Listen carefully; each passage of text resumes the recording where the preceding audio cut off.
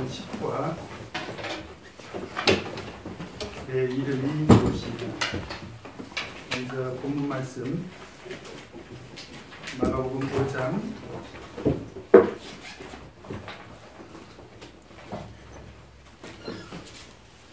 1절에서 20절까지 먼저 찾겠습니다.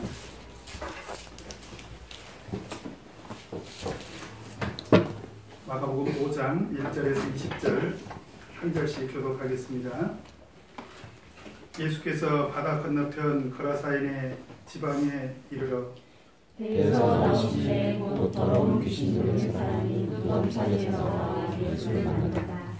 그 사람은 무덤 사이에 거처하는데 이제는 아무나 쇠사슬을 넣어도 멜 수 없게 되었으니 이는 여러 번 고랑과 쇠사슬에 매였어도 쇠사슬을 묶고 고랑을 깨뜨렸습니다. 그리하여 아무도 제로할 힘이 없는 자.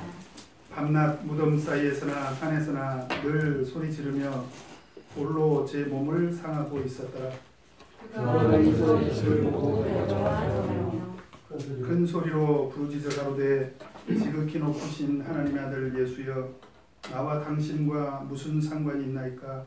원컨대 하나님 앞에 맹세하고 나를 괴롭게 마옵소서 하니 이는 예수께서 이미 저에게 이르시기를 더러운 귀신아 그 산에서 나오라 하셨습니다.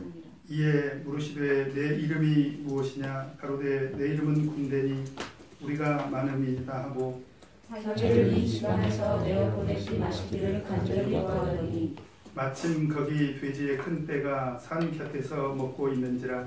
이에 강구하여 가로되 우리를 돼지에게로 보내어 먹게 하소서 하니 허락하신데 더러운 귀신들이 나와서 돼지에게로 들어가니 거의 2,000마리 되는 떼가 바다를 향하여 비탈로 내리다라 바다에서 몰사하거늘 신천들이 도망하여 문명한 주님의 고랑이 사람들이 어떻게 되는지를 보아서 예수께 이르러 그 귀신 들렸던 자 곧 군대에 집혔던 자가 옷을 입고 정신이 온전하여 앉은 것을 보고 두려워하더라. 이에 귀신 들렸던 자의 강한 것과 돼지의 이를 본 자들이 저에게 보고하니 저희가 예수께 그 지경에서 떠나시기를 간구하더라. 예수께서 배에 오르실 때 귀신 들렸던 사람이 함께 있기를 간구하였으나 허락지 아니하시고 저에게 이르시되 집으로 돌아가 주께서 내게 어떻게 큰 일을 행하사 너를 불쌍히 여기신 것을 내 친속에게 보아라 하신대. 그가 가서 예수께서 자기에게 어떻게 큰 일을 행하신 것을 내가 볼 때 전파하니 모든 사람이 이에 이르더라. 오늘 시간에는 예수님께서 귀신을 내어 쫓으시는 이적을 같이 공부하도록 하겠습니다. 성경을 보면 귀신을 공부하려면 우리가 먼저 또 다른 영물인 마귀, 사단을 공부를 해야 됩니다. 사단을 먼저 좀 공부를 하도록 하겠습니다. 성경은 그 사단의 존재에 대해서 신구약 성경을 통틀어서 그 존재를 이야기하고 있죠. 욥기서에도 보면 하나님과 사단이 직접 대화를 하지 않습니까? 뿐만 아니라 신구약 성경에는 이 사단 또는 마귀가 많이 등장을 합니다. 그래서 이 마귀는 사단의 이제 별칭이라고 볼 수가 있는데요. 우리 계시록 20장 2절 한번 보도록 하겠습니다.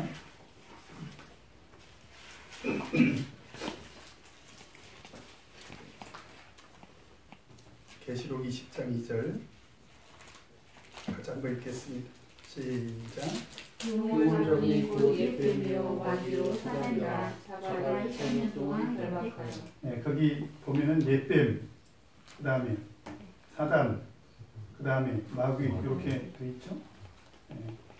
그래서 사탄이라는 말은 헬라어로도 그렇고 히브리어도 그렇고 사탄이 그렇습니다. 사탄. 이거는 그 대적자 그런 뜻이에요. 대적. 하나님을 대적하는 거죠. 사단과 마귀를 지칭하는 말들이 성경에 그 외에도 여러 가지가 있는데 바알세불이라든지 여러 가지가 있는데 일반적으로 사단 또는 마귀 그렇게 지칭을 합니다. 그럼 언제 이 사단은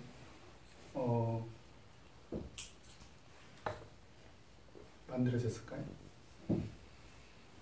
성경은 답이 없어요. 그죠?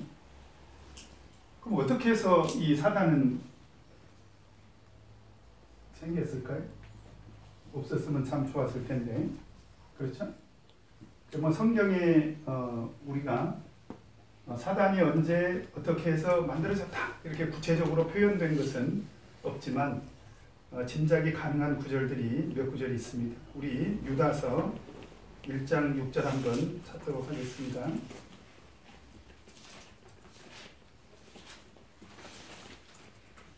유다서 1장 6절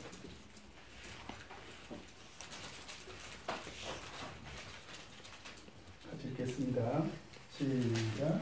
또 저희들을 죽이지 아니하고 자기 스스로를 떠난 천사들을 그날의 심판까지 영원히 걸었고 휴관을 받으셨으며. 여기 처소를 떠난 천사들이 등장하죠. 그 다음에 베드로후서 2장 4절 한번 보도록 하겠습니다. 베드로후서 2장 4절 같이 읽겠습니다. 베드로후서 2장 4절 시작.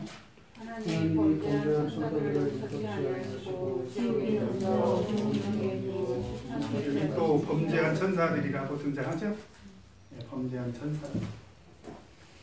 그래서 사단은 일반적으로 우리가 타락한 천사다.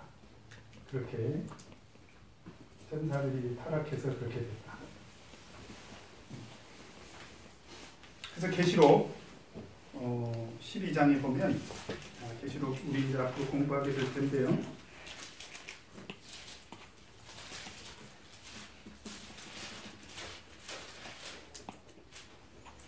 계시록 12장 7절에서 9절을 한번 보도록 하겠습니다. 계시록 12장 7절에서 9절 같이 읽겠습니다. 시작. 하늘에 전쟁이 있으니 나라와 그의 사자들이 용으로부터 싸울세 용과 그의 사자들도 싸우나 이기지 못하여 다시 하늘에서 전쟁이 있을 곳을 얻지 못한지라. 큰 일이 여종이 빼빼고 마르고 사단으로부터 하는 온전한 불량이 땅으로 쫓기니 그의 사자들도 정함에 쫓기니라. 여기서 사단이 등장하는데 큰 용, 옛뱀, 그다음에 마귀, 사단 다 같은 존재를 지칭하죠. 온천하를 꿰는 자라. 그래서 그 미가엘과 그의 사자들이 용으로 더불어 싸울세. 용과 누가 등장합니까? 그의 사자들도 싸웠다는 거죠. 그래서 여기서 등장하는 용, 뱀, 마귀, 사단은 전부 원어 성경에 단수로 등장합니다. 단수. 사단이라는 존재는 단수로만 존재해요. 그런데 유다서 1장 6절에서 베드로후서 2장 4절 그 다음에 우리 지금 계시록 12장 7절에서 9절을 보면 사단도 등장하지만 범죄한 천사들 그러죠. 그래서 여기서 등장하는 타락한 천사들은 단수로도 있지만 거의 대부분이 복수입니다. 거의 대부분이 복수로 등장하죠. 그래서 계시록 12장 7절에서 9절 사이에 보면 사단도 등장을 하고 그를 추종하는 사자들이 등장하죠. 그래서 일반적으로 이 타락한 천사들 중에 우두머리가 사단이고, 그죠? 그 다음에 이 사단이 거느리고 있는 이 타락한 천사들은 보통 일반적으로 우리가 귀신이라고 이렇게 말합니다.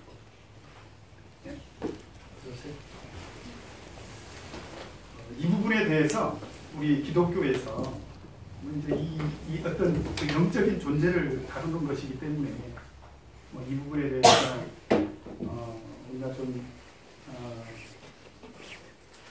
입증을 하기가 참 어렵습니다만 기독교계 성락교 대표적으로 성락교의 김기동 목사 같은 분은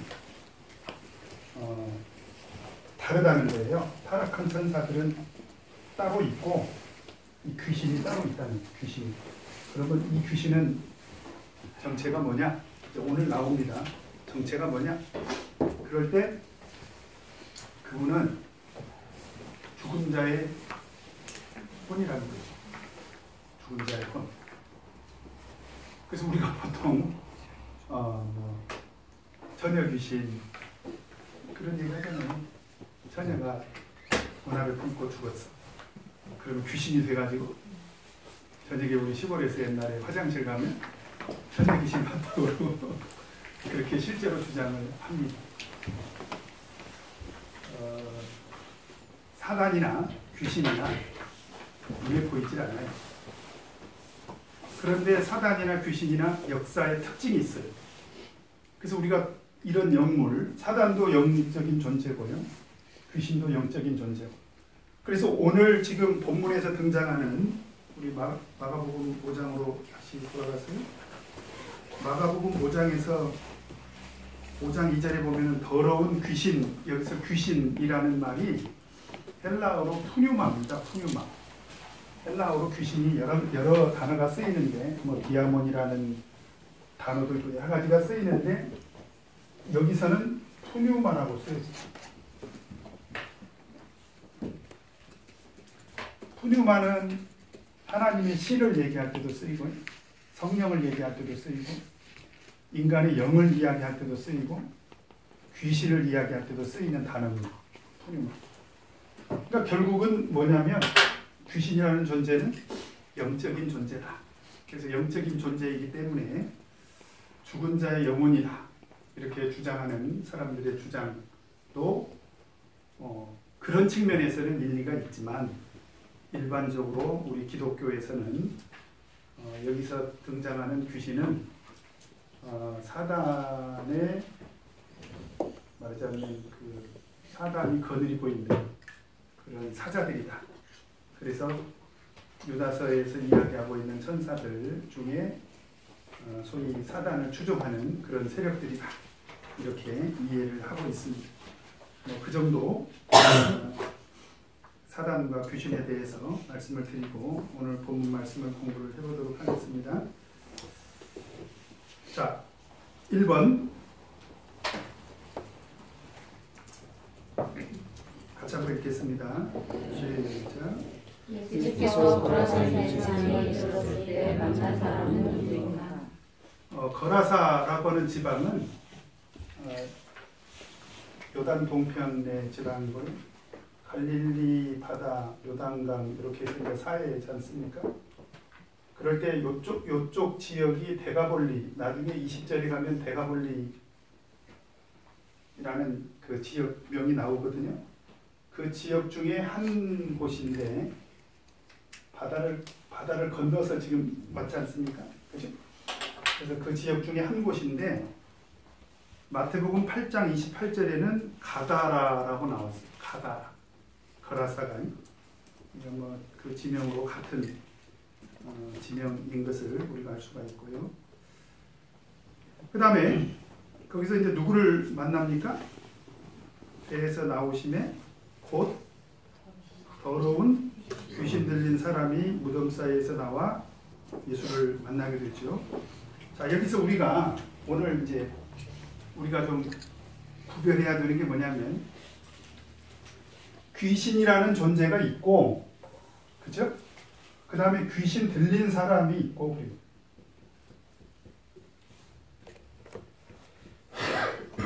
그리고 귀신의 영향을 받은 사람이죠. 귀신 들린 자는. 이걸 좀 구별을 해야 돼요, 우리가. 그래서 2절에서 먼저 우리가 귀신의 특징을 좀 찾아내야 됩니다. 2절에서. 우리가 앞으로 이 영적인 존재, 이 귀신은 실제로 존재합니다. 귀신, 뭐 처녀 귀신, 계란 귀신, 몽달 귀신 이런 건 없지만 실제로 귀신 존재하고요. 저는 목회하는 중에 여러 차례 경험을 했습니다. 조금 이따가 이야기를 좀 소개를 하도록 하겠습니다. 귀신은 실제로 존재합니다. 귀신의 역사도 있고요. 귀신 들린 사람도 있어요. 그 특징을 알아야 됩니다. 앞으로 이제 이런 일들이 우리가 경험할 수도 있고 우리 주변에서 일어날 수도 있는 일이니까요. 그래서 일단 그 귀신의 특징이 뭐냐? 5장 2절에 보면 귀신을 뭐라고 이야기하고 있습니까? 더러운. 그랬죠? 더러운. 우리 마태복음 10장 한번 보도록 하겠습니다. 마태복음 10장.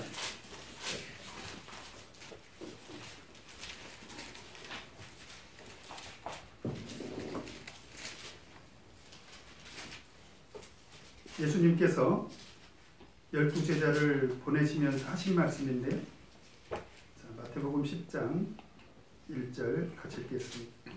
시작. 예수께서 그 12제자를 부르사 더러운 귀신을 쫓아내며. 여기서 보면 더러운 귀신이라고 되어 있죠. 그래서 이 귀신의 첫 번째 특징이 뭐냐? 더럽다는 거예요. 근데 이건 위생적인 개념을 말하는 게 아니라 헬라어로 보면은 부정한, 불결한 그런 뜻입니다. 그래서 계시록까지 내용을 보면, 마태복음부터 계시록까지 내용을 보면 전부 다 귀신 앞에 공통적인 수식어가 붙는데 항상 더러운 귀신이라고 되어 있습니다. 그러니까 귀신은 그 존재 자체가 더럽다는 거죠. 부정하다. 하나님은 정하신 분이죠. 하나님은 거룩하신 분이지 않습니까? 네. 그래서 이 마귀나 귀신은 우리로 하여금 부정하게 만드는 거죠. 부정하다. 이런 것을 알 수가 있고요. 그 다음에 두 번째로 귀신이 어디서 존재하죠? 귀신이. 우리는 보통 귀신 그러면 귀신은 어디 있다고 해요? 무덤. 그죠? 근데 구별하자면 귀신 들린 자가 지금 무덤에 있고, 그죠? 귀신이 어디 있어요? 그렇죠. 사람 안에 있다는 거예요. 지금 귀신 들린 자라는 얘기는 귀신의 거처는 어디라는 거예요? 귀신의 거처. 예? 귀신의 거처는 어디다? 사람 안에 귀신이 들어갈 수 있다. 사람 안에 귀신은 얼마든지 들어갈 수 있다. 라고 하는 것을 우리가 알 수가 있습니다. 그래서 그런 더러운 귀신 들린 사람이 귀신 들려버렸잖아요. 귀신 이제 들어가 버린 거죠. 네, 들어가 버린 사람을 예수님이 만나신 거죠. 그 다음에 2번 같이 읽겠습니다. 시작. 예수님이 만난 귀신 들린 자의 상태는 어떠하였나. 자, 그래서 이제 귀신 들린 자를 예수님이 만났는데, 이제 이 귀신 들린 사람의 특징이 있어요. 이 귀신 들린 자의 특징. 이건 귀신하고는 좀 구별해서 우리가 생각을 해야 됩니다. 자, 귀신 들린 자의 특징. 자, 귀신은 사람 속에 들어가 있고 이미, 그래서 그 사람을 지금 지배하고 있다는 거고요. 귀신 들린 자는, 요 귀신 들린 자의 거처는 어디에?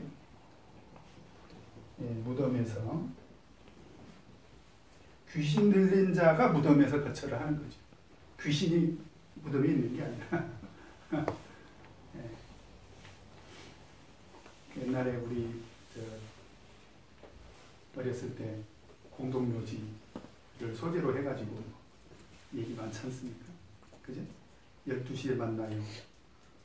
공동묘지 뭐 그런 그 CM송을 패러디 해가지고 12시에 만나요 공동묘지 뭐 그런 노래 부르는 것도 있었는데, 어쨌든 귀신 들린 자가 해필 좀 무덤에서 이렇게 생활을 하고 있습니다.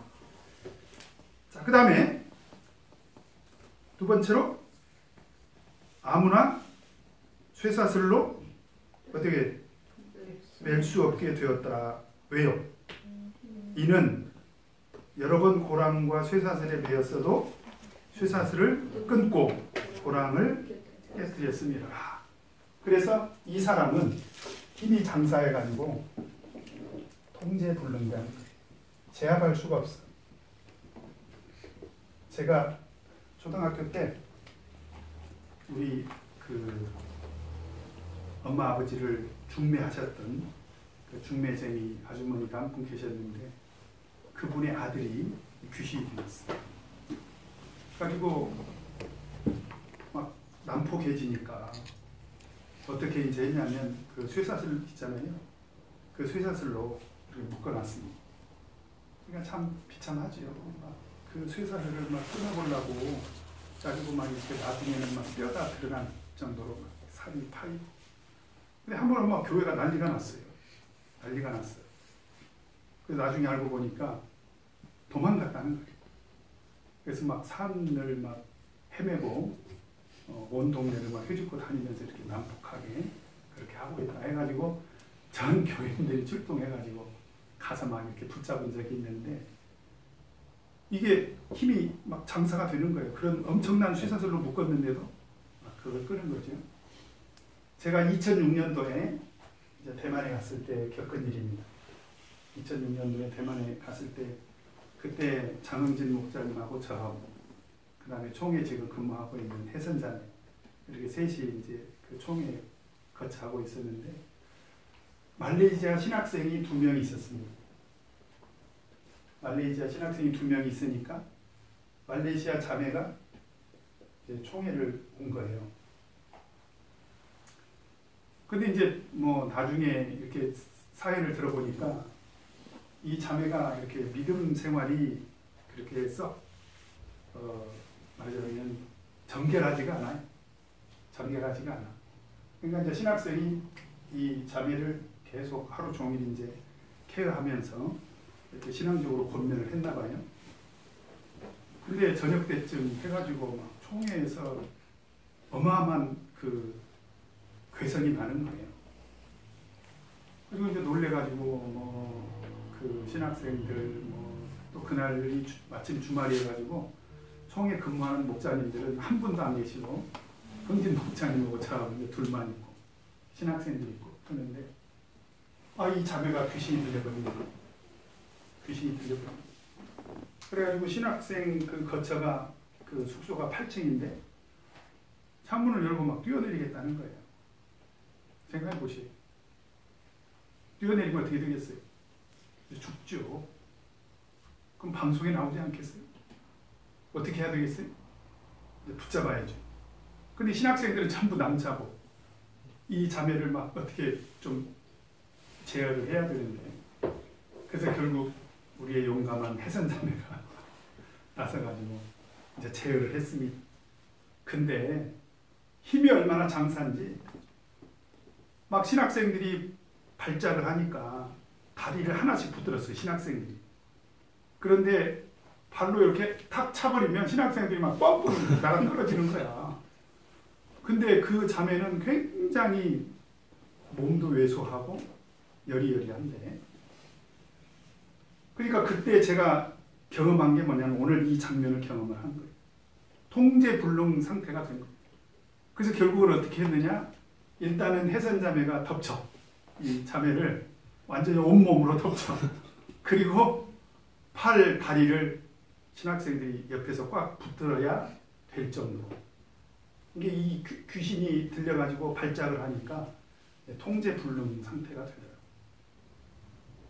그래서 3주일 동안을 총에 있으면서 기도하고 찬송하고 기도하고 찬송하고 밤에는 신학생들이 불침번 쓰고 왜냐하면 막 8층에서 뛰어내려 버리려고 하니까 그래서 그런 일을 겪었는데 그때 이제 느낀 건 뭐냐면 귀신 들린 사람은 통제불능 상태다. 그걸 제가 느꼈고요. 그 다음에 5절을 보니까 5절을 보면 밤낮 무덤 사이에서나 산에서나 늘 어떻게 한다고요? 네, 소리를. 왜? 왜요? 귀신 들렸으니까. 미쳤으니까. 그러니까 이런 사람들은 부끄러움을 몰라요. 발작을 합니다. 네. 근데 막 흥진 목자하고 이제 저하고 우리 처음 만났잖아요. 알더라고. 귀신. 한국에서 온 걸 알아요. 가지고 막 우리를 향해서 막 욕을 해요. 욕을. 막 욕을 하는데 다행히 우리가 못 알아들어서 좀 덜 기분이 났어요. 막 소리를 지르면서 막 벌써 10년 이상이 지났는데도 고개를 막 이렇게 젖으면서 막 욕을 해요. 막 계속. 발작을 하죠. 그 다음에 돌로 어떻게 했습니까? 제 몸을 어떻게 해요? 상하게 하라. 귀신 들린 자는 자해를 합니다. 제가 지방에 모 교회에서 그 힘을 할 때요. 종에 이제 마침 그 행사인지 회인지 어쨌든 총회 와 있는데 저녁 12시가 됐는데 12시에 전주에 전화가 온 거. 전주라고 해버렸는데 전화가 온 거예요. 목사님 큰일 났어요. 왜요? 뭐 형제가 교회 와가지고 기도한다고 기도를 막 한참 열심히 하더니 어느 순간에 보니까 막 애들이 난리가 났다는 거야.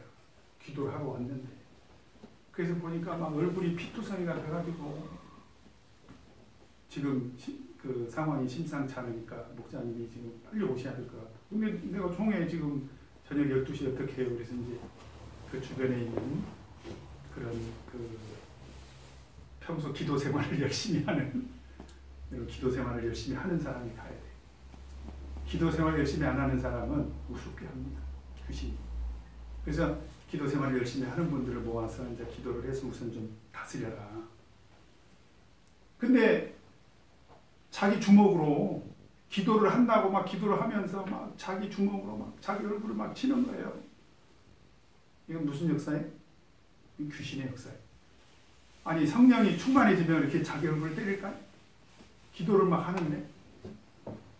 그래가지고 이제 제가 다음날 급히 내려갔죠. 그래서 이제 불렀어요. 그 청년을 불렀어요. 그랬더니 벌써 맛이 갔죠. 뭐 눈도 이상하고. 그래도 이제 같이 기도하면서 귀신을 쫓아내야 되니까 같이 기도를 했는데 제가 몇 초 만에 그냥 총을 땡 쳐버렸어요. 왜냐하면 기도 소리가 바뀌어버렸더라고. 완전히 그 뭐라고 그럴까 양재기 깨진 소리라고 할까 막 시끄러운 소리로 막 기도를 하는데 도저히 그 기도 소리를 들을 수가 없어요. 그래서 제가 이제 총을 치고 그리고 이제 그때부터 이제 대화를 시작했습니다. 대화를 시작했어요. 오늘 말씀의 주제와도 관계가 있습니다. 그래서 그때 제가 겪었던 게 뭐냐? 자해를 하더라고요. 귀신의 역사. 그러니까 그 말레이시아 그 자매도요. 칼 같은 거 들면 막 들고 자기 몸을 찌르려고 하고 그래가지고 결국은 그때 목자님 사모님이 굉장히 용감한 목자님 사모님이 계셔가지고 그 사모님이 옆에서 이렇게 같이 주무셨습니다. 그 자해할 만한 위험한 흉기들은 다 치우고 지금 생각해보면 참 훌륭한 분이다. 왜냐면 그렇게 발작을 하고 자해도 하고 그런 사람 옆에서 잠을 잔다는 게 쉬운 일이 아니잖아요. 근데 그 사모님은 기도하는 사모님이셨어요. 그래가지고 자원해가지고 자기가 그 소식을 듣고 자원해가지고 오셔가지고 그렇게 주무셨습니다. 이게 귀신 들린 자의 특징이죠. 예, 저는 이걸 다 경험을 했습니다. 자, 그 다음에 3번 같이 읽겠습니다. 시작. 자, 6절을 보면 자, 그가 멀리서 예수를 보고 어떻게 했습니까? 어떻게 해서 예수님 앞에 와서 절을 하죠? 예, 귀신이 합니다. 이건 귀신 들린 자가 그렇게 행동을 한 것이지만 사실은 엄밀히 따지면 귀신의 특징이라고 볼 수가 있습니다. 귀신의 특징이 뭐냐? 예수님을 압니다. 예수님을 알아봐요. 인식을 합니다. 그래서 야고보서 우리 한번 한 구절 찾겠습니다. 2장 19절.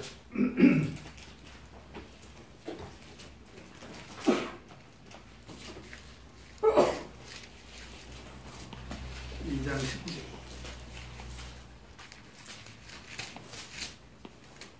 야고보서 2장 19절. 읽어봅시다. 시작.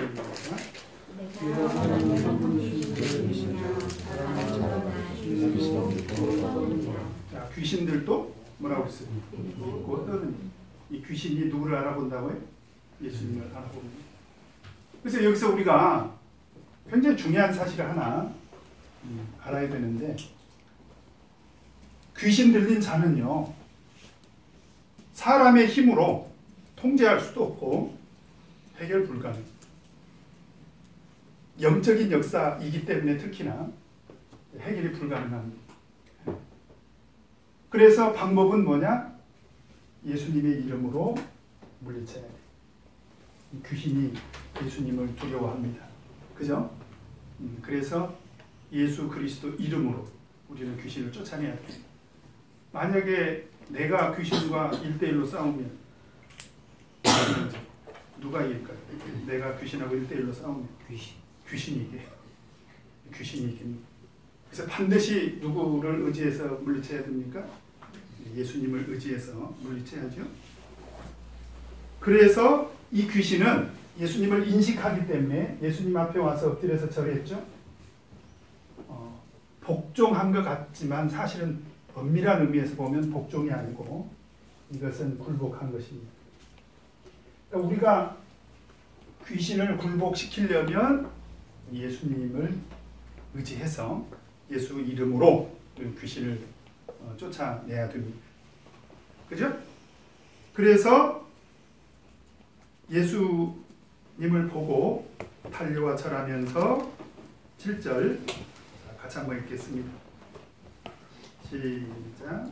큰 소리로 부르짖어 지극히 깊으신 하나님의 아들 예수여 나와 당신과 친선하니까 원컨대 하나님 앞에 맹세하고 너를 교회에 하옵소서. 여기서 보니까 뭐라고 부르짖습니까?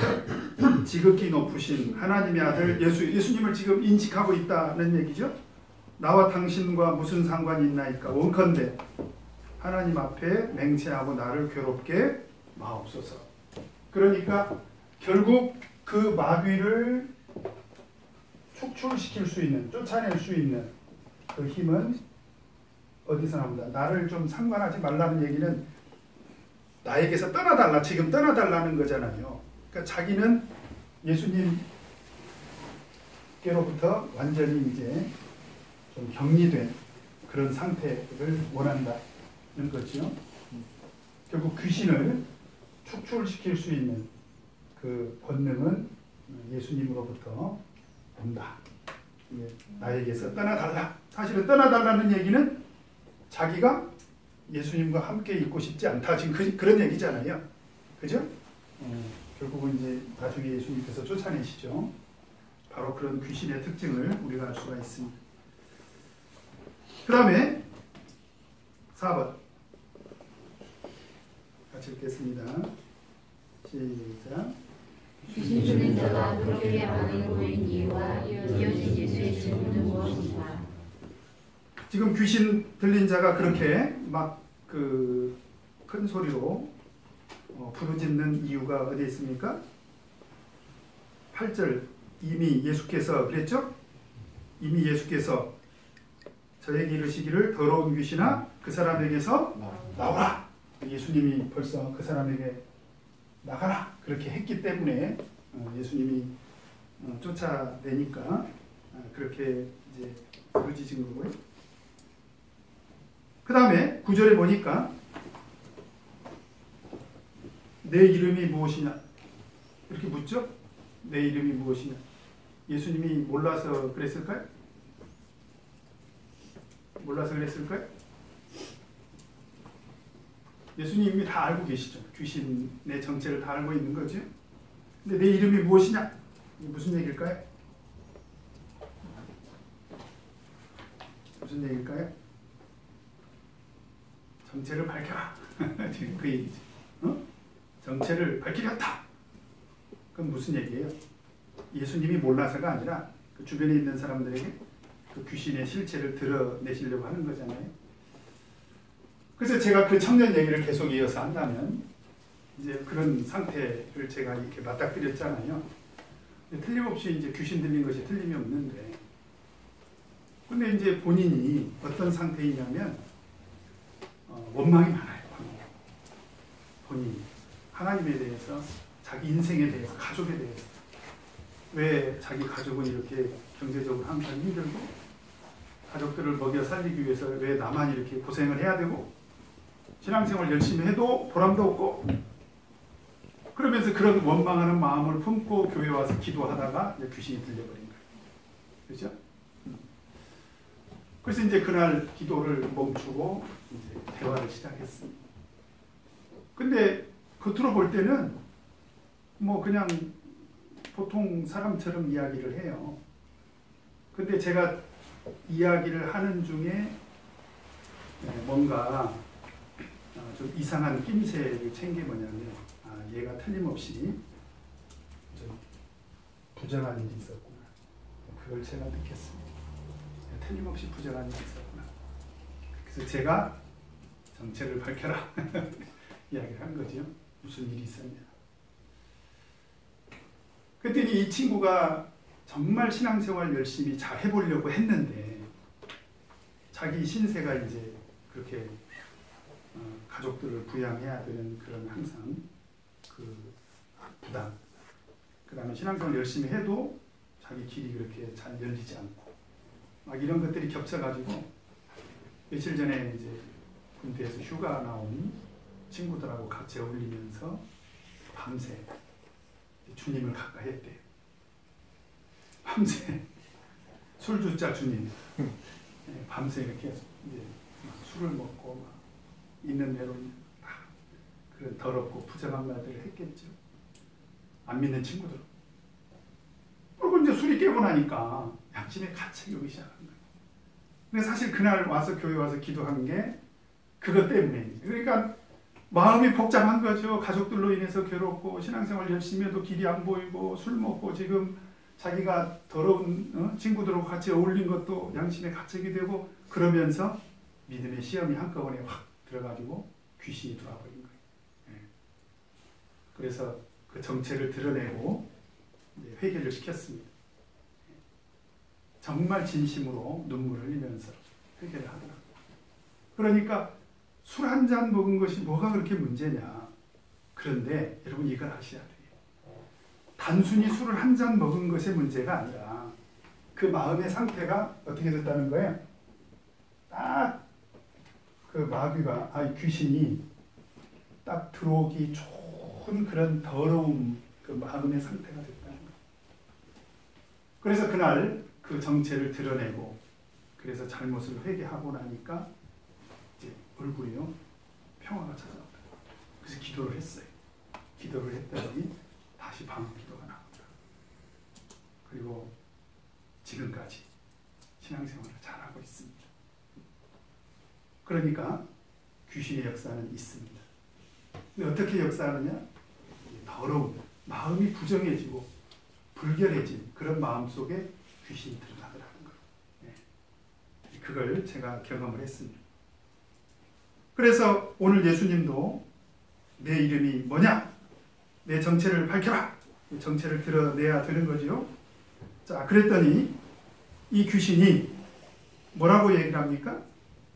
나는 뭐라고 해요? 나는 군대다. 자, 무슨 얘기냐면 귀신은요 때로 몰려다니기도 한다. 지금 여기서 말하는 군대라는 말은 헬라어로 레기온이라는 단어인데요. 이거는 군대 용어로 6,000명 정도의 군사들을 말하는 그런 군대 용어입니다. 보병 6,000명, 기병 120명 그런 그때 당시에 로마의 한 개 군단이 그랬대요. 이건 상징적인 그런 단어로 쓰였겠죠. 그죠? 정확하게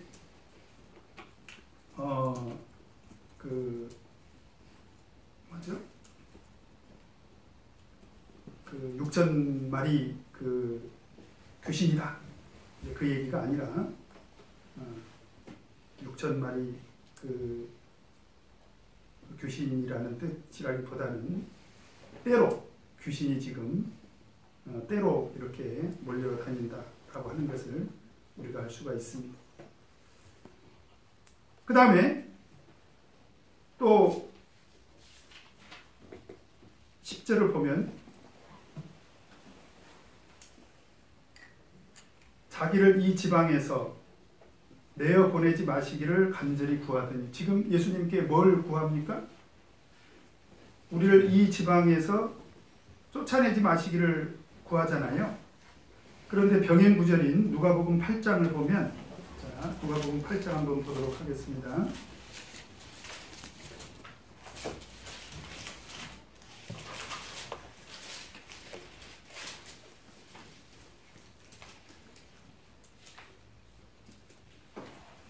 누가복음 8장 31절 같이 읽겠습니다. 누가복음 8장 31절 시작. 지금 이 귀신이 두려워하는 게 뭐예요? 무적행으로, 무적행과 이 귀신이 관계가 있습니다. 그래서 우리가 이 귀신을 사단의 사자들이라고 생각하는 이유가 바로 여기 있습니다. 무적행이 어떤 곳이에요? 우리 계시록 20장 한번, 얼마 전에도 계시록 공부하면서 우리 찾았죠? 계시록 20장 1절부터 3절 한번 보도록 하겠습니다.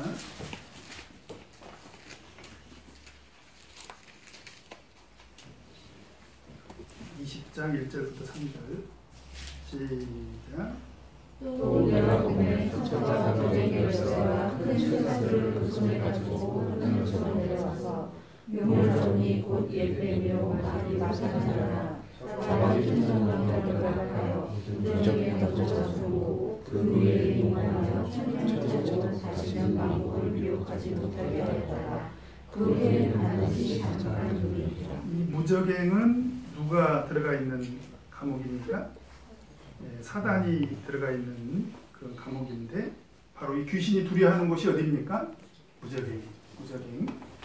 그래서 내가 무적행에 들어가지 않도록 해달라, 이렇게 지금 간청을 하고 있죠. 그러면서 어떤 요구를 하죠? 11절에 보면, 11절 12절 마가복음 5장으로 다시 돌아왔어요. 11절 12절 같이 읽겠습니다. 시작.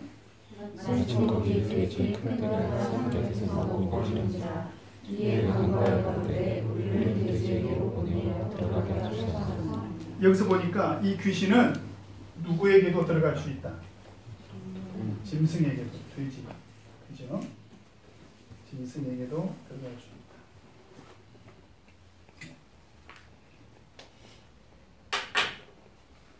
귀신은 돼지에게도 들어갈 수 있다 라는 것을 알 수가 있습니다.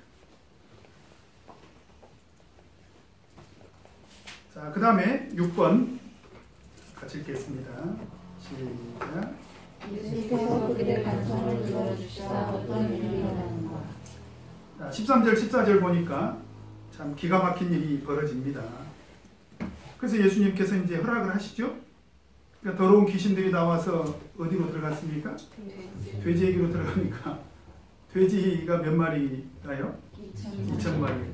그러니까 지금 이 귀신이 때로 지금 그 사람에게 들어가 있었다라는 것을 알 수가 있고요. 무려 2,000마리나 되는 돼지떼가 바다를 향하여 비탈로 내리다라 바다에 들어가가지고 다 어떻게 됐습니까? 네, 다 몰사했다. 참 좀 황당하죠. 돼지 그 주인들이 어떻게 됐을까요? 네, 망했죠. 귀신들이 어디로 갔을까요? 귀신들도 죽었을까요? 우리가 성경을 보면 귀신이 나가가지고 거처를 못 찾았잖아요. 그래서 귀신을 몇 명을 더 데리고 와요. 7을 더 데리고 오잖아요. 그죠? 그러니까 아마 이 귀신들은 이제 돼지 떼만 죽게 만들고 어딘가로 갔겠죠. 그죠? 예. 돼지하고 같이 죽진 않았겠죠. 귀신들이. 그죠? 어쨌든 이 귀신들이 이 돼지떼로 들어가라고 한 바람에 결국 그 돼지떼 2,000마리나 되는 돼지떼가 다 죽고 맙니다. 근데 어떻게 돼지떼를 키울 수가 있죠? 돼지는 부정한 짐승이잖아요. 바로 그 지역이 이방인 지역이라는 걸 우리가 알 수가 있어요. 어떤 사람은, 혹자는 이렇게 주장하는 사람도 있어요. 유대인들은 돼지고기를 안 합니다. 지금도 이스라엘에 가면 유대인들은 돼지고기를 팔지도 않고 먹지도 않아요. 그런데 혹자는 뭐라고 얘기를 하냐면 유대인들이 이 지역에서 이방인들에게 팔 목적으로 돼지를 키웠다. 또 이렇게 주장하는 사람들도 있어요. 그래서 오늘 돼지떼가 그렇게 바다로 가서 몰사한 것은 일면 그런 부정한 그런 그 생업에 대한 하나님의 심판이다. 또 이렇게 주장하는 사람들도 있습니다. 성경학자들이. 그러나 어쨌든 이방인 지역이었기 때문에 그 돼지떼를 키웠는데 그 돼지가 결국 귀신들로 인해서 2,000마리나 한꺼번에 몰살을 한 거죠. 그 다음에 7번 같이 읽겠습니다. 시작. 귀신들이 너의 치유와 돼지떼의 불사르시는 자, 이제 순식간에 그런 일이 벌어진 거죠. 순식간에 벌어졌는데 눈앞에서 벌어진 일이 양극단의 일이 벌어진 거예요. 하나는 귀신 들려가지고 지금 보세요. 이 사람이 그동안에 모든 사람들이 볼 때, 이 사람을 볼 때 굉장히 혐오스럽게 생각하고, 왜냐하면 무덤에서 살죠. 통제불능 상태고 뭐 발작을 하고 자해를 하고 뭐 여러분들 혹시 어렸을 때 막 미쳐가지고 이렇게 날뛰는 사람들 보신 적 없어요? 우리 동네는 있었어요. 한 사람. 근데 막 산에다가 이렇게 초막을 짓고 사는데 가끔씩 막 이렇게 마을로 내려와가지고 행패를 부리면은 그렇게 혐오스러울 수가 없어요. 또 한편으로는 불쌍하기도 하고. 그런데 그 사람이 치유가 돼서, 예수님이 지금 치유가 돼서 완전히 정상인이 됐다 이 말이에요. 정상인. 귀신 들린 자가 완전히 정상인이 됐습니다. 그런 일이 벌어졌어요. 안 놀라시네? 네? 정상이 됐다니까요? 완전히. 와, 이거는 마치 이런 정도 일은 우리가 그러지 않아요. 남의 얘기라도 어떤 사람이 감기로 며칠 고생하더니 나았어. 그러면 아이고 고생했어. 이제 이 정도지만 어떤 사람이 암에 걸려가지고 다 죽는다고 내놓은 사람인데 근데 기적적으로 암이 나았어. 가지고 이제 교회 왔어. 그러면 어때? 마치 내일처럼 기뻐하지 않습니까? 그러니까 지금 귀신 들린 자가 정상인이 됐습니다. 어때요? 이건 엄청난 은혜죠. 이건 하나님의 이건 이적이지 않습니까? 이 치유는 하나님의 그 이적으로 우리가 그 이적을 공부하는 그런 목적이 어디에 있습니까? 이것을 통해서 하나님의 신성을 발견하고, 그래서 정상인이 된 이 과정을 보고 사람들의 반응은 와, 하나님은 살아계신다. 그 다음에 정상인이 된 이 사람을 보고 얼마나 좋니, 같이 축하해주고 기뻐해야 되지 않겠습니까? 그죠? 그렇잖아요. 근데 동시에 그 일만 일어난 것이 아니라 그 귀신으로 인해가지고 그 귀신이 어디로 간 바람에, 돼지에게 간 바람에 몇 마리가, 2,000마리가 어디로, 물에 퐁당 빠져가지고, 그죠? 바다에 빠져가지고 어떻게 됐다고요? 다 이제 몰사했어요. 돼지 한 마리 얼마나 해요? 보통 돼지 한 마리 얼마나 합니까? 몰라요? 10만 원? 10만 원만 차고 10만 원. 얼마예요? 10만 원만 차고 2천만 원. 빨리 계산해. 2억. 네? 2억. 2억. 큰 돈이네. 10만 원, 2억이네. 와. 그러니까 여기서 이 경제적으로 손실이 엄청난 거죠. 그죠? 그러다 보니까 자, 사람들의 반응이 어떤 반응으로 나타납니까? 자, 15절에 보면 어떻게 됐어요? 예수께 이르러 그 귀신 들렸던 자, 곧 군대에 집혔던 자가 옷을 입고 정신이 온전하여 앉은 것을 보고 두려워하더라. 자, 일면 잘 보세요. 일면 그 이적을 보고, 그 치유의 이적을 보고, 정상인이 된 것을 보고 지금 두려워하더라 이 말이죠. 두려워하더라. 사실 하나님을 두려워하는 것은 이건 지극히 자연스러운 거죠. 하나님의 신성을 발견하고 두려워하는 것은 이건 경외심이잖아요. 하나님을 경외하는 두려움이지 않습니까? 그랬을까요? 이 사람들이 그랬을까요? 자, 그런 것 같지만 사실은 그렇지 않죠. 왜 그러냐면, 잘 보세요. 16절을 보면 이에 귀신 들렸던 자의 당한 것과 돼지의 일을 본 자들이 저에게 고하매, 저희가 예수님한테 찾아갑니다. 찾아가가지고 주여 당신은 하나님의 아들입니다. 그리스도시요 살아계신 하나님의 아들입니다 하고 앞으로 우리도 예수님 믿고 신앙생활 잘하겠습니다. 그런 게 아니라 예수님한테 뭐라고 간구를 합니까? 떠나달라. 그러니까 이 사람들이 느낀 두려움은 어떤 신성을 발견함으로 인해서 생긴 두려움이었다 하기보다는 어떤 쪽이 더 컸다는 거예요. 이런 물질적인 손실이, 만약에 예수님께서 계속 이 지역에 계신다면 이런 일들이 계속 반복될 거 아니냐 이 말이에요. 돼지 키우는 사람은 이 사람만 있었을 건 아니란 말이죠. 그죠?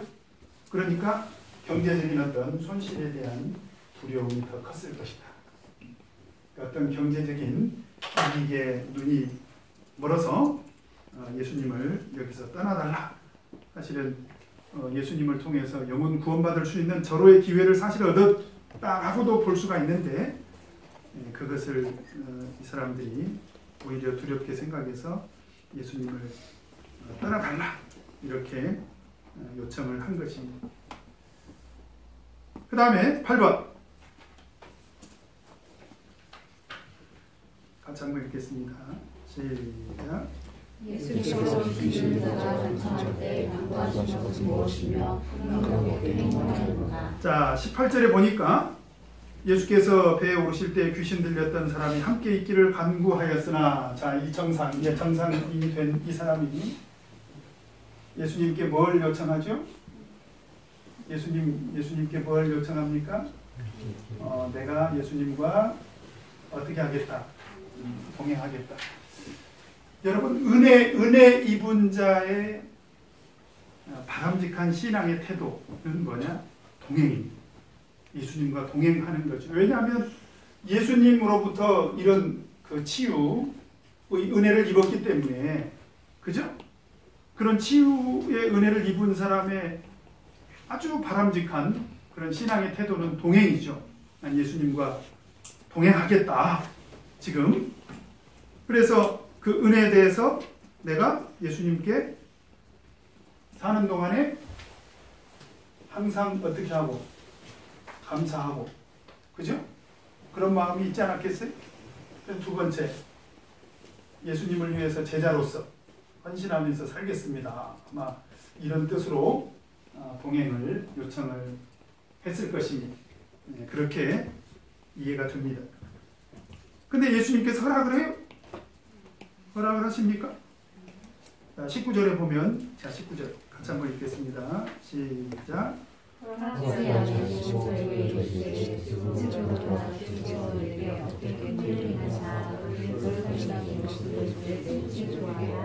자, 19절에 보니까 허락지 아니하시고 예수님과 동행하겠습니다 그랬더니 예수님께서 이 사람에게 그러지 말고 너는 어디로 가라는 거예요? 집으로 가라. 나와 동행하는 것은 허락지 아니하시고 집으로 가라. 그러면서 집에 가서 어떻게 하라고 해요? 집으로 돌아가서 주께서 내게 어떻게 큰 일을 행하사 너를 불쌍히 여기신 것을 어떻게 내 친속에게 고하라. 너 집에 가서 하나님께서 너에게 큰 일을 행하셨지 않느냐. 그거를 친속들에게 어떻게 전파하라는 거예요. 이게 무슨 얘기냐면 이런 믿음으로 집에 가서 그렇게 하라. 그렇게 이해가 됩니다. 그죠? 그러니까 사실은 우리가 예수님과 항상 함께 사는 것도 동행이요. 그죠? 예수님과 함께. 그리고 내가 집에서도 하나님의 큰 일을 가까이 있는 가족들, 친척들에게 전하는 것도 역시 하나님과 동행하는 삶일 수 있는 거죠. 그죠? 그리고 모든 사람이 다 예수님과 항상 직접 같이 동행하면서 제자의 삶을 사는 건 아니지 않습니까? 은사에 따라서, 형편에 따라서. 그죠? 그래서 여기서 보면 우리가 예수님께서요, 마태복음 1장 44절에 보면, 자,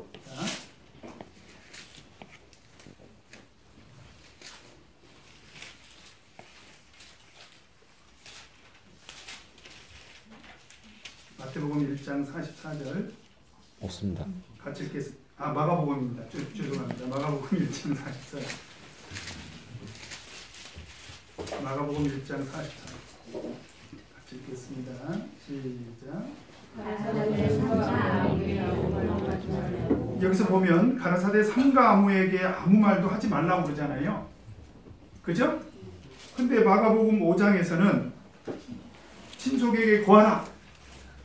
그래서 실제로 5장 20절에 보면 어떻게 됩니까?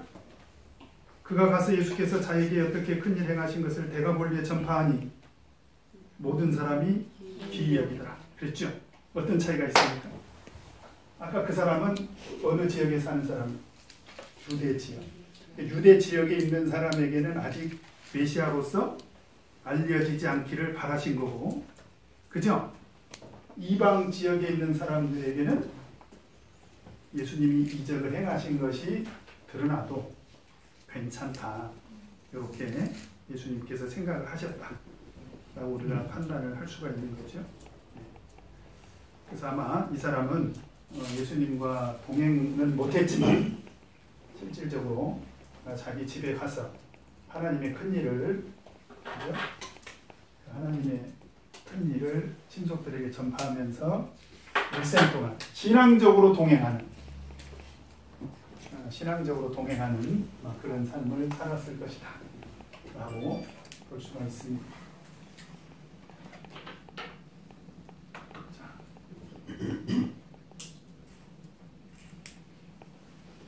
귀신 얘기를 좀 들었는데 별로 이렇게 두려워하시질 않습니다. 재밌어요? 흥미진진해? 저는 여러 번 경험했어요. 수원교회 영원에 갔을 때도 경험했고요. 지난번에 남원교회 영원에 갔을 때 귀신 들린 사람을 갔습니다. 그 다음에 대만 가서도 그랬고 전주에서도 겪었고 저는 여러 차례 이 귀신이 들린 사람을 경험을 했습니다. 그런데 이런 특징들이 있어요. 이런 특징들. 그리고 귀신 들린 사람은 반드시 이런 또 특징이 있습니다. 그래서 왜 그러냐? 제가 보니까 귀신 들린 사람의 특징이 뭐냐면 저는 마음이 부정해지거나, 그죠? 귀신이 그런 것을 좋아합니다. 그래서 우리가 신앙적으로 원망하거나 시험에 들거나 이럴 때 귀신이 찾아올 수 있다. 그걸 우리가 잊지 말아야 돼. 그죠? 그런데 그 귀신은 쫓아낼 수 있다 없다? 있습니다. 말레이시아 그 자매 3주일 동안 기도해서 쫓아냈습니다. 제가 보니까 거기도 센 귀신이 들어온 것 같아요. 전주에 있는 그 형제는 비교적 약한 귀신이 들어왔어요. 네. 최근에 남원에서 이렇게 귀신 쫓아내는데 거기는 한 3개월 걸렸다고. 3개월. 센 귀신이 들어온 거죠. 그죠? 정신 차리고 신앙생활 해야 됩니다. 예외가 없어요. 귀신은 예외가 없어요. 얼마든지 우리도 귀신의 그 영향을 받을 수가 있다라고 하는 것을 생각을 해야 됩니다. 자, 우리 21쪽 내 삶에 적용하기 1번 같이 읽겠습니다. 시작. 예수께서는 보라사의 주장에서 더러운 귀신을 들자 또 우리의 귀신을 들는 자를 만나신다. 이 귀신을 들는 자는 세상과 고랑에 묶여 너희에게서 탈출할 수밖에 없는 상처를 삶을 살았습니다. 나는 귀신이며 보통 보이는 사람을 만난 적이 있습니까? 나중에 보면 나도 과거에 양육에서 접한 사람을 살고 있었다고 하지 않았습니까?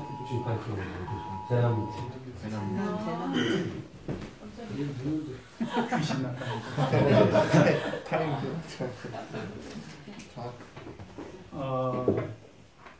제가 대만에 있는 동안에 이제 이런 일을 겪었을 뿐만 아니라 교회들 가면 간증을 하면 거의 귀신에 관한 그런 간증들이 나와요. 그래서 이제 우리가 너무 신기하게 들으니까 목사님이 물으시더라고요. 한국에는 이런 일이 없냐? 왜 없냐? 있다. 한국에도 있다. 그러나 이렇게 많지는 않다. 그래서 왜 그럴까? 생각을 해보니까 대만은요, 우상 숭배가 심해요. 네, 대만은 우상 숭배가 진짜 심합니다. 그러다 보니까 귀신이 더러운 곳이잖아요. 우상 숭배하는 곳이. 우리 나중에 계시록을 공부하면 우리 계시록 한 구절만 찾겠습니다. 계시록 18절.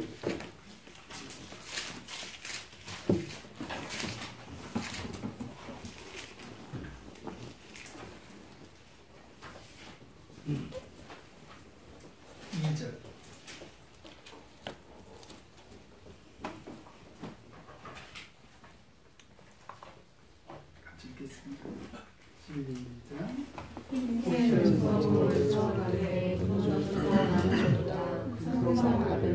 귀신의 처소와 각종 더러운 영에 모이는 곳과 각종 더럽고 가증한 새에 모이는 곳이 되었더라. 그죠? 그곳이 바로 귀신이 가한 영적인 바벨론을 말하는 것입니다. 나중에 이 부분도 계시록에 가서 설명을 좀 자세히 해드리도록 하겠습니다. 그 다음에 2번 같이 읽겠습니다. 시작. 예수께서는 귀신 들린 자를 고통으로 주시기 위해 귀신이 천만년을 될지에 그들을 허락하신다. 그러나 보라사지방의 사람들은 하나님의 공부는 가장들의 귀신들의 수치로 안타깝게 여기고 이를 못마땅하게 생각했습니다. 나는 한 영혼의 실수보다 장소를 수치로 아깝게 여긴 적은 없습니까? 영혼과 죄를 중에 알려주시는 분이 있습니다. 우리가 가정에서 가끔 겪죠? 우리가 귀한 물건을 누군가 깨거나 부서뜨리면 어떻게 해요? 네? 그걸 아깝게 생각하고 어머 여보 다쳤어? 안 다쳤어? 뭐 하고 이래야 되는데 도자기 깼다고 이 아까워서 어떻게 하냐고 그러는데 흡사 마치 이 사람이 하나님의 은혜를 입고 정상이 된 것에 대한 기쁨보다는 오히려 물질적인 손해에 이 사람들이 더 민감했다라는 거죠. 그래서는 안 된다 그런 얘기입니다. 그 다음에 3번 시작. 은혜를 받은 믿는 자는 예수님을 따르기보다 허락하지 않으시고 집으로 돌아가 가족과 친척들에게 마음을 전하셨습니다. 예수님을 따르는 삶은 자신의 삶의 현장에서도 얼마든지 가능하다는 것을 조주셨습니다.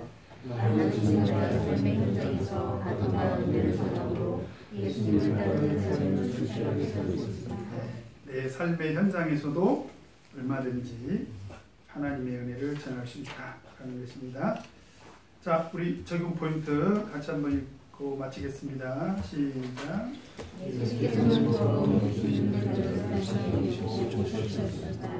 우리 또한 동중의 권세자 한 자에게 사로잡혔던 불쌍한 존재였으나 예수님의 은혜와 사랑으로 노임을 받고 저희를 얻게 되었습니다. 항상 그 은혜와 사랑을 감사하며 삶의 현장에서 노임받은 그 은혜와 사랑을 항상 전하시기 바랍니다.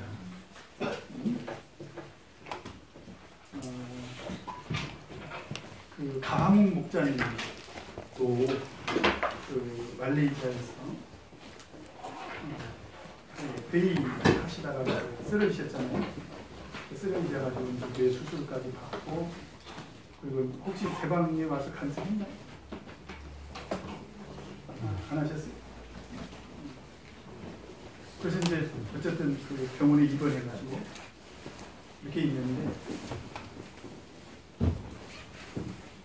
마귀가 찾아가지고 막 계속 조롱을 하더라는 거죠. 목자님. 이제 마귀와 싸워야 되겠다.